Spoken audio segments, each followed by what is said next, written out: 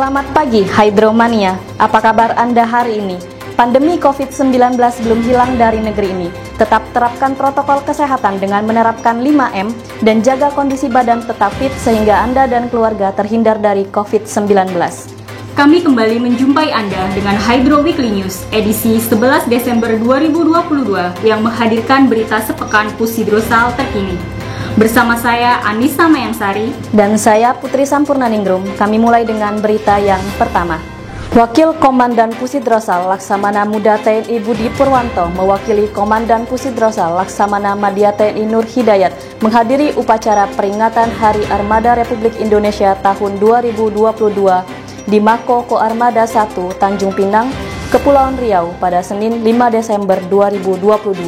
Bertindak sebagai Inspektur Upacara, Wakil Kepala Staf Angkatan Laut Laksamana Madya TNI Ahmadi Heri Purwono mewakili Kepala Staf Angkatan Laut Laksamana TNI Yudo Margono. Upacara peringatan Hari Armada di Mako Koarmada 1 ini merupakan yang pertama kali setelah melaksanakan relokasi ke Tanjung Pinang yang sebelumnya Koarmada 1 bermarkas di Jakarta.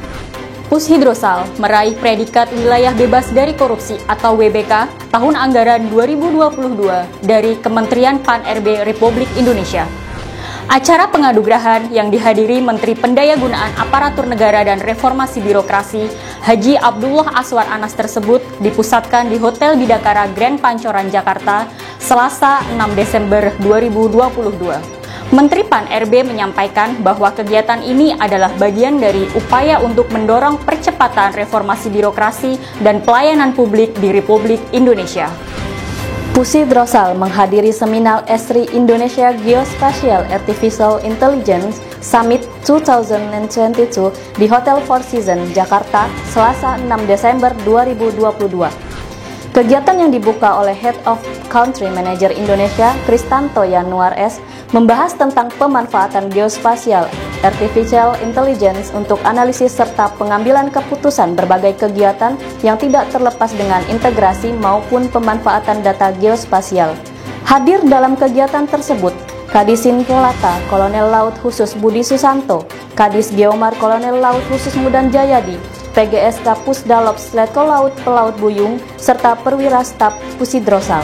Wadan Pusidrosal memberikan kuliah umum mahasiswa Sekolah Tinggi Teknologi Angkatan Laut atau STTAL di kampus STTAL Hidros, Sunter Kodamar, Jakarta Utara, Selasa 6 Desember 2022. Dalam kuliah umum yang diikuti oleh mahasiswa S2, S1, dan D3 program studi hidrooceanografi tersebut, Wadan Pusidrosal memaparkan tentang peran hidrooceanografi untuk mendukung pembangunan nasional. Dan Pusidrosal Laksamana Madya TNI Nur Hidayat mengadakan kunjungan ke kantor Australian Hydrographic Office di Wollongong, Australia, Selasa 6 Desember 2022.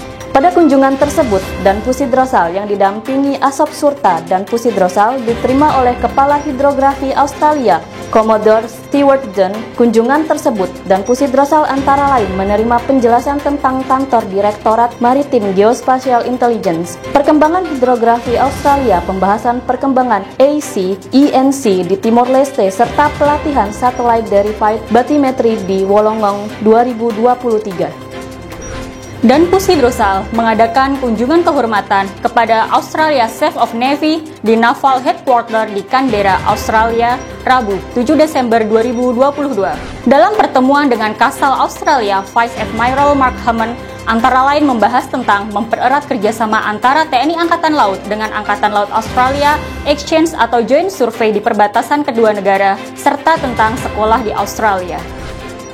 Pusidrosal menerima kunjungan mahasiswa Fakultas Hukum Universitas Indonesia pada Rabu 7 Desember 2022.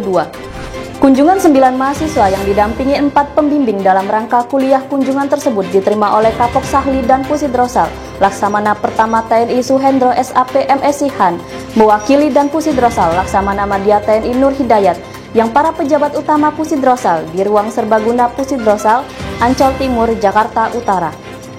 Para mahasiswa juga berkesempatan mengunjungi beberapa bagian atau dinas di lingkungan Pusidrosal seperti Indonesia Hydrographic Data Center, Dinas Pemetaan, Dinas Hidrografi, Dinas Produksi dan Distribusi, serta Museum Pusidrosal. KRI Spika 934 evakuasi kapal Yah MV China Dolphin yang telah terapung-apung selama 4 hari di perairan Laut Jawa. Kapal yang diawaki oleh Peter Bruce Hull, WN Australia, Michael John Hull, WN Australia, Gerald Charles Emerson Cook, WN Kanada tersebut rencana berlayar dari Johor, Malaysia menuju Sydney, Australia. Tetapi mengalami masalah pada mesin dan layar pun tidak bisa berfungsi, sehingga tidak dapat melanjutkan pelayaran. Kapal Yah tersebut akhirnya berhasil ditunda oleh KRI Spika 934 sampai pelabuhan Tanjung Priuk, Jakarta dalam keadaan aman. Pusidrosal menghadiri sosialisasi penyelenggaraan sistem komunikasi bawah laut yang dilaksanakan di Santika Hotel Batam pada Kamis 8 Desember 2022. Hadir Kadis Nautika Kolonel Laut Pelaut Sindung Budi Prasojo dan Kadis Geomar Kolonel Laut Khusus Mudan Jayadi sebagai narasumber mewakili dan Pusidrosal.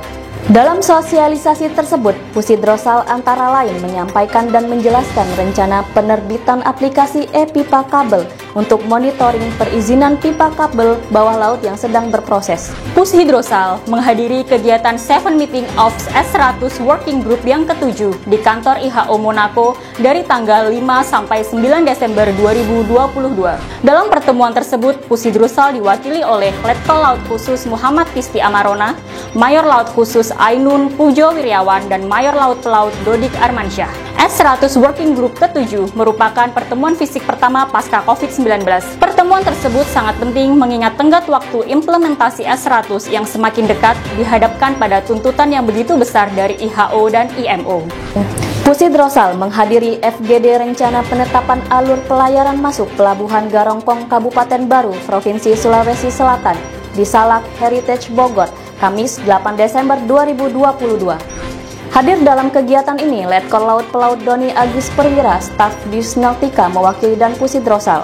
Hasil dari FGD tersebut adalah bahwa desain koridor rencana alur pelayaran, sistem rute, tata cara berlalu lintas, dan daerah labuh kapal sesuai dengan kepentingannya akan ditetapkan ke dalam Kepmen Alur Pelayaran Masuk Pelabuhan Garongkong oleh Menteri Perhubungan. Demikian Hydra Weekly News edisi kali ini. Tetap patuhi protokol kesehatan, stay safe and keep healthy. Jelas Veva Jaya Mahe, justru di laut kita jaya.